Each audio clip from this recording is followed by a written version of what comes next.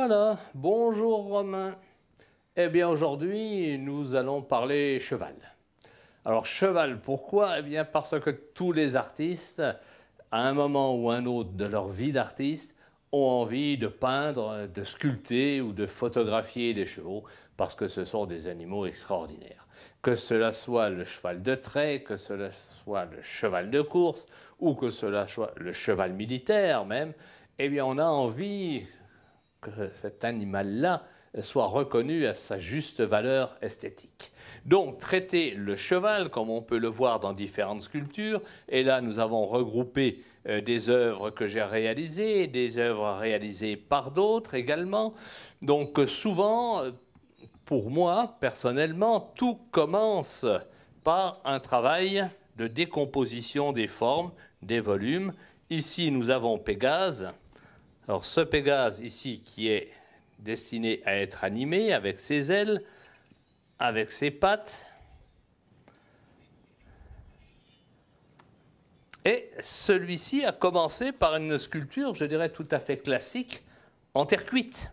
Donc j'ai sculpté cette pièce en terre cuite lors d'un salon en public. Donc ici on peut voir ma signature qui figure à cet endroit-là. On peut voir aussi le numéro d'ordre dans mon fichier de création, puisque toutes mes pièces sont identifiées par un numéro d'ordre. Et le cheval, je le traite également sous forme graphique, comme on peut le voir ici dans une scène de bataille inspirée des tableaux d'Uccello, inspirée également par la Renaissance italienne et par le XVIIe siècle, où le cheval apporte dans l'œuvre son côté dynamique, évidemment, vu sous la forme bien souvent du cheval de combat. Ensuite, j'aime aussi l'étudier dans ses mouvements les plus beaux, les mouvements les plus intéressants. Et là, ce sont donc ces pochoirs, ces esquisses que je fais avant de sculpter. Donc je dessine, puis ensuite je sculpte. C'est ma procédure de travail. Donc voilà maintenant ce qui va suivre.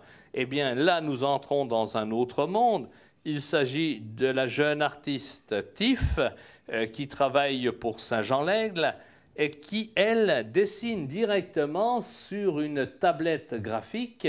Et lorsque l'œuvre est dessinée, eh bien, elle est transformée en fichier et c'est une imprimante 3D qui réalise son œuvre. Donc ici, on a un cheval qui est un peu le cheval de trait. C'est intéressant dans ces volumes qui sont pleins, ces volumes qui sont très beaux parce qu'ils sont bien architecturés, bien composés. On sent la croupe du cheval, l'importance de la queue qui est un élément graphique aussi d'une grande importance chez le cheval. Et puis, cette composition ici va être traduite en émaux de Longwy ensuite. C'est le processus global qui nous amène du croquis de départ ou de la photo de départ jusqu'à une œuvre aboutie dans une technique qui va, elle, être commerciale. Donc, ces notes à propos, le travail de la ligne, le travail du métal.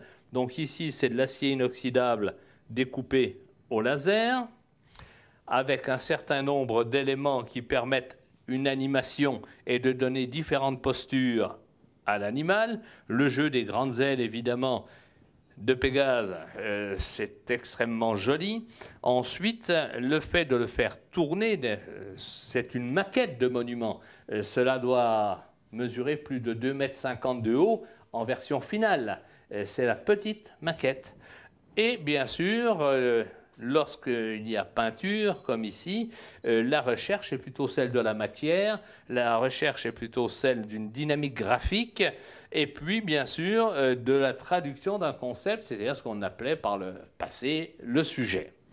Nous voilà donc vis-à-vis du cheval dans une procédure artistique que tous les artistes ont envisagée à un moment de leur vie.